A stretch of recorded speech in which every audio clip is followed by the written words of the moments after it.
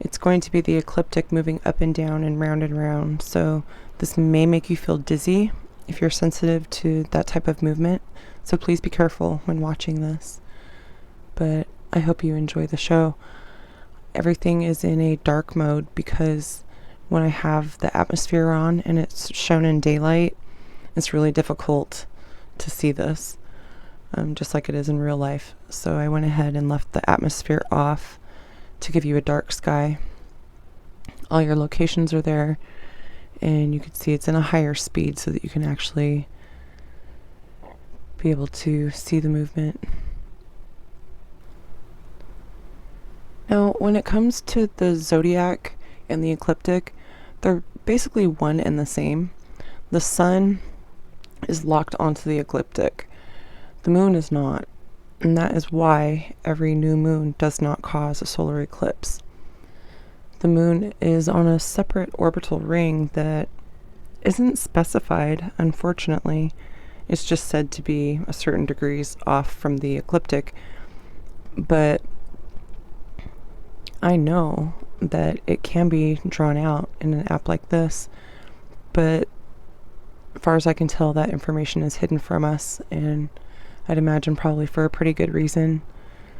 And it's not that we're too stupid to understand, it's just that they don't want us to understand, which is fine. We'll figure it out as we go along. So normally on a new moon, you won't be able to see it because the sun is outshining the moon.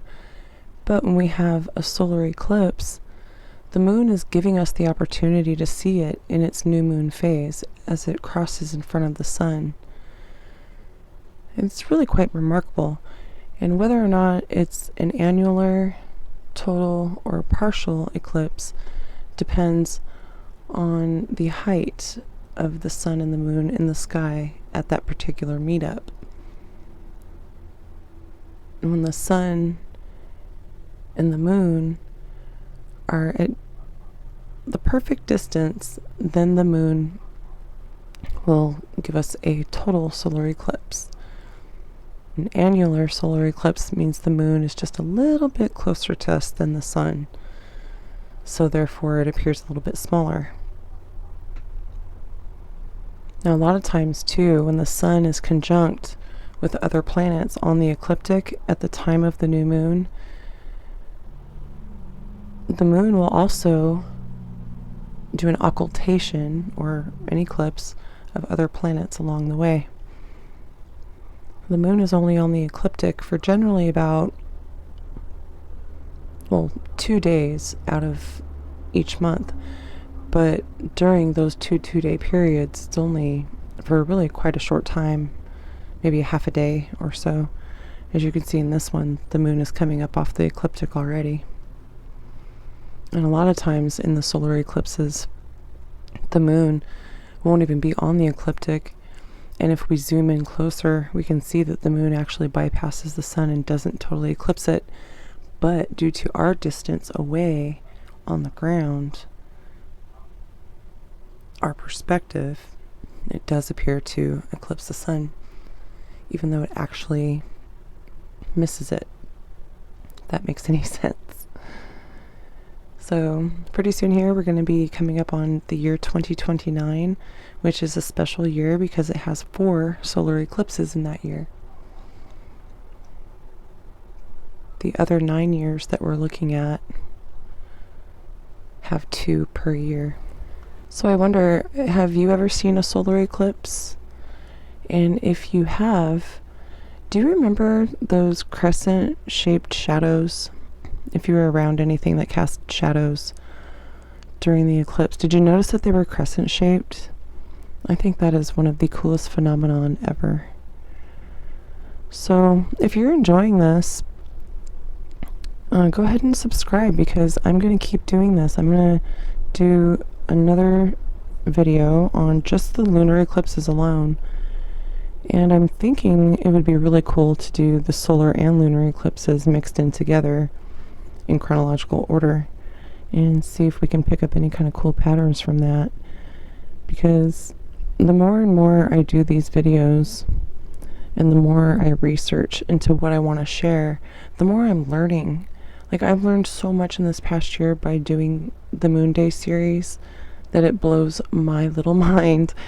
And I just really want to share it with everybody else. I want everybody else to have this cool understanding that I have.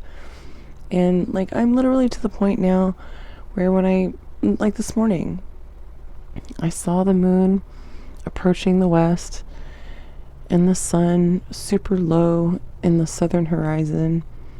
And I could just see in my mind's eye the ecliptic right there. It's just like, wow, super cool. So I just want that for other people. I want everybody else to be able to look at the sky and realize that's why it was so danged cold this morning. Because the moon was big and cold, and it was in the sky all night long, pretty much, and all through the morning hours.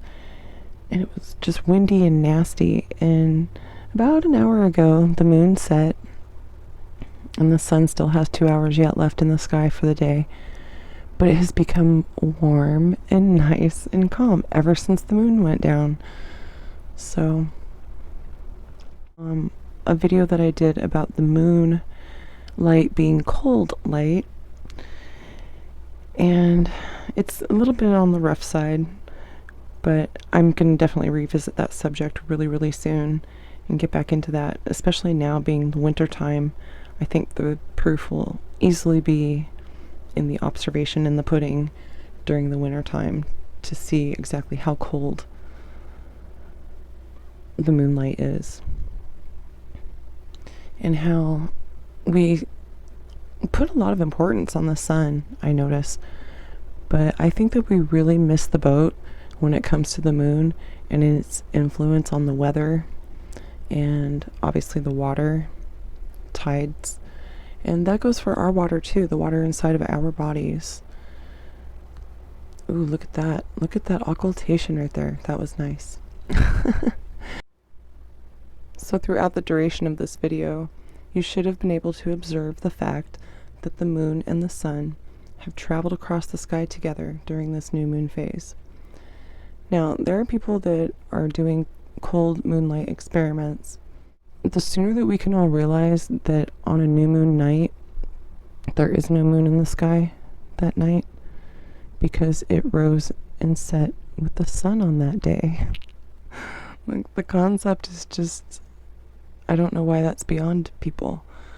So I guess the control would be to take temperatures on a night without any moon versus a night with a full moon.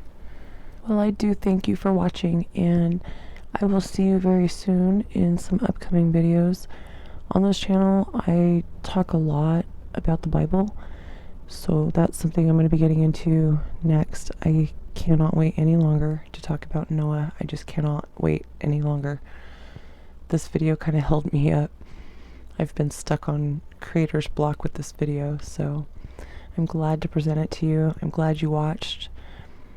And like I said, do subscribe for more like this and some biblical deep dives. We are getting super deep with me, let me tell you. So hang on tight and just know that there's no filter here, but be nice. Peace and love. Bye for now.